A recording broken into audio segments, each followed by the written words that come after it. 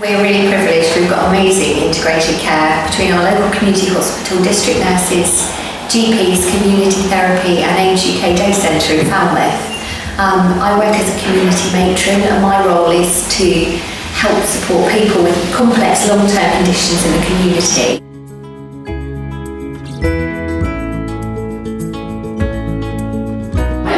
I was explaining how you were in hospital a little bit and then you came out and started coming to us, so just interested in your story. Yeah, they saved my life. But Lucy and I used to work together many moons ago. I done in a care home. I done 33 years. How many you done? 6. Lucy done 6. I was the longest serving one down in the home. Teresa was having lots of falls prior to admission at home. She's worked for many years in the care service, so has an understanding of changing needs, and that's something that she sometimes struggles to cope with, the fact that she's ageing herself and becoming increasingly frail.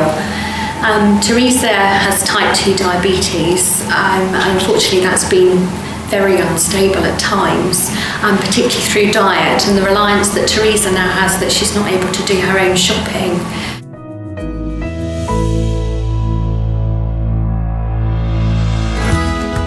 Through the multidisciplinary team meeting that she came here to keep her networks, and that also gave her a very clear rehab goal that in order to be able to come home that she needed to have that motivation to engage with her therapy, which had been difficult before. So Teresa's gone from being an inpatient in hospital with walking with her frame with 1 to 2 people to being independently mobile at home, which is a great success story.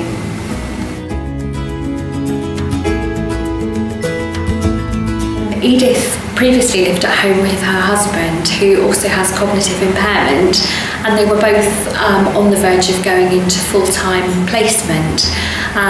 Myself and the community psychiatric nurse went out and assessed Edith and her husband at home and actually did a lot of unpicking with the family, and it became apparent that Edith, although she has some dementia, the main issues were around her pain control.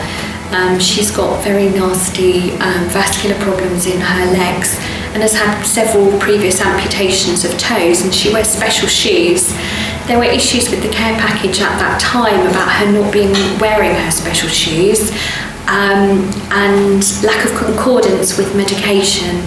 So we held at the day centre here a multidisciplinary team meeting with her son, the GP from our surgery, the community psychiatric nurse for Edith and her husband, myself and the district nurses and the care agency, and worked together as a team to get Edith's medication right.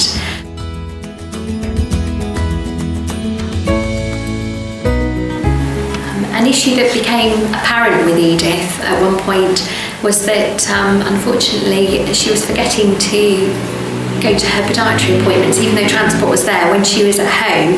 If they were later on in the day or early, she wasn't attending. Lucy and myself got together and spoke to her son, who does have power of attorney, and we've arranged with TAP Transport that Edith always goes to her podiatry appointment on either a Wednesday or a Friday, and it's always between 10 and 3 when the day centre is open. So she comes into the day centre or she goes straight to her podiatry appointment, but the TAP drivers hang around for her. They don't go away and leave her. They stay with her while she has her appointment and then she comes back. And that's it's actually saved one of her toes, which was very vulnerable. So that's so important for her balance, but also pain control and general well-being.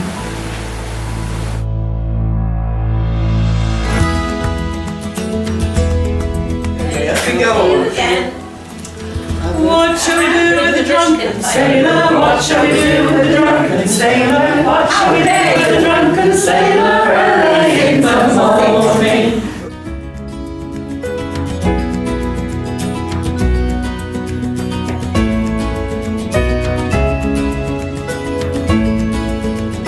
As an inpatient, Derek was very unwell at one point and needed a lot of acute support, and actually at one point it was almost touch and go with his health. But once his health had stabilised and he was therapy fit, Nikki, the ward AT, got involved, and Lucy and myself through the ward's weekly multidisciplinary team meeting, and said how lovely it would be for Derek to be able to come out to the day centre as an inpatient, to be able to network but also give him a real goal that he could aim for, that when he gets home he could return to the activities that he really enjoys.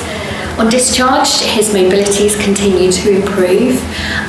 Derek is having blood tests, and because my district nursing colleagues know that he attends the day centre, it means that we can see him in one place and monitor him. Lucy ensures that he gets the fluid that he needs, and I've trained up the staff and worked with them about looking out for dementia versus delirium. So yes, there is some cognitive impairment with Derek, but things to look out for if he was to become poorly again.